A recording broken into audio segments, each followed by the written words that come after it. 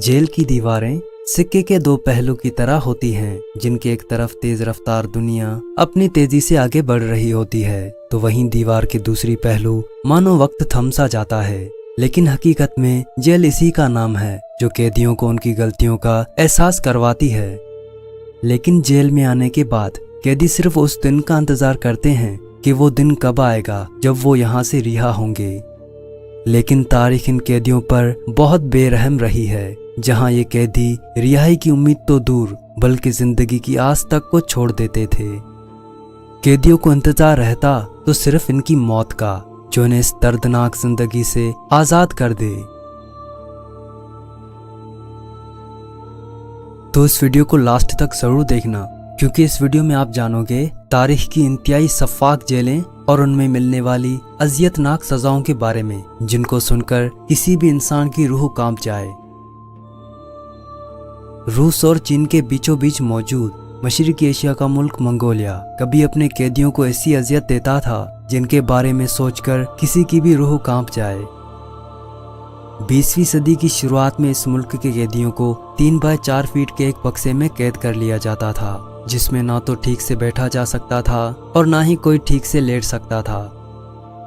Mongolia में मौजूद ओरका jail में ऐसे लाखों कैदियों ने तड़प तड़प कर अपनी जान दे दी, जहां उन लोगों को इन्हीं बक्सों में कैद कर लिया जाता था। डेथ कफन से मशहूर 3 बाय 4 के ये बक्से कहने को तो सजा देने के लिए बनाए गए थे, लेकिन असल में ये अपने नाम की तरह मौत का एक जरिया थे, जिसमें जाने के बाद कैदियों की रिहाई तब तक नहीं होती थी जब तक वो जिंदगी की बाजी ना हार जाते। बक्से की साइड में लगभग 6 इंच का एक छोटा सा छेद हुआ करता था, जिसे उन सब कैदियों को खाना खिलाया जाता था, और इन बक्सों के अंदर ह्यूमन वेस्ट को कई हफ्तों तक साफ नहीं किया जाता था। इतनी अजियत दिए जाने के बाद भी अगर इन कैदियों पर कोई रहम किया जाता था तो वो ये था कि ये लोग अपनी मर्जी से सर्दियों के मौसम में खुले आसमान के नीचे इन बक्सों में रह सकते हैं, ताकि धुंध गिरने से इनकी मौत हो सके। शायद अपनी जिंदगी के इन आखिरी लम्हों में खुले आसमान के नीचे अपनी जान देना पूरी जिंदगी इस जहानुम में सड़ने से कई दफा बेहतर रहा होगा। मेमरटाइन प्रिजन, रोम।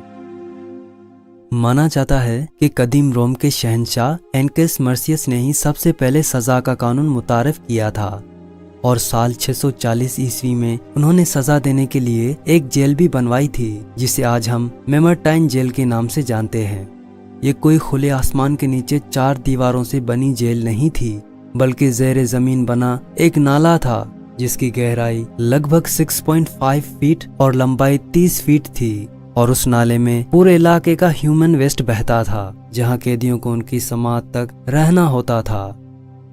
किस्मत से अगर राजा के सामने पेशी हुई तो उन्हें एक मौका मिलता था राजा को अपनी सफाई देने का, वरना कई दिनों तक भूखे प्यासे ये कैदी इस नाले में ही अपनी जान की बाजी हार जाते थे। माना जाता है कि समाअत तो महज एक बहाना था, असल में इस जेल की वजूद में आने की असली वजह ही कैदियों को मौत देना थी, जिससे पूरे खित्ते को याद रहे कि जिस किसी ने भी कानून की खिलाफ वर्जी करने की कोशिश की तो उसे ऐसी अजियतनाक सजा झेलनी पड़ सकती है। इस जेल को नाले की शक्ल में इस तरह बनाया गया था कि जिस किसी की भी मौत इसके अंदर हो, उनके ढांचे खुद ब खुद एक दरवाजे के रास्ते दरिया में बहकर बहुत दूर चले जाएं।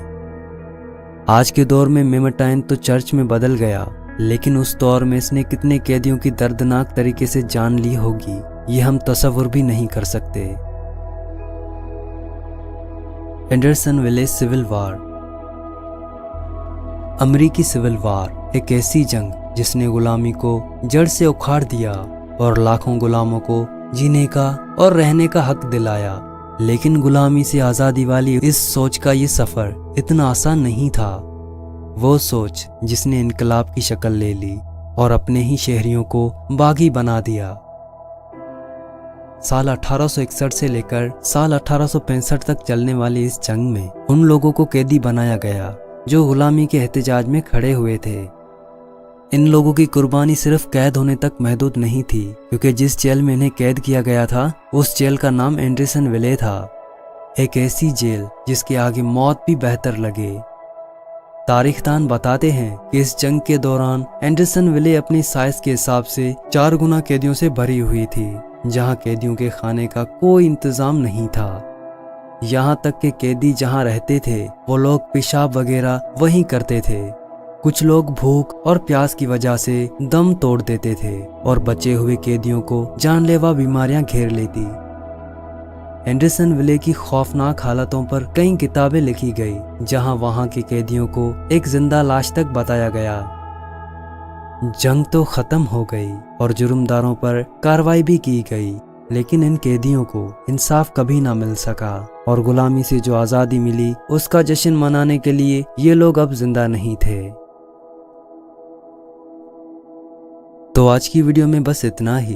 अगर ये वीडियो आपको पसंद आई हो तो इस वीडियो को लाइक और शेयर कर देना और मजीद ऐसी वीडियोस देखने के लिए इस चैनल को सब्सक्राइब करके साइड वाली घंटी दबा देना, ताकि मेरे चैनल से जुड़ी कोई भी अपडेट आप मिस ना कर पाए।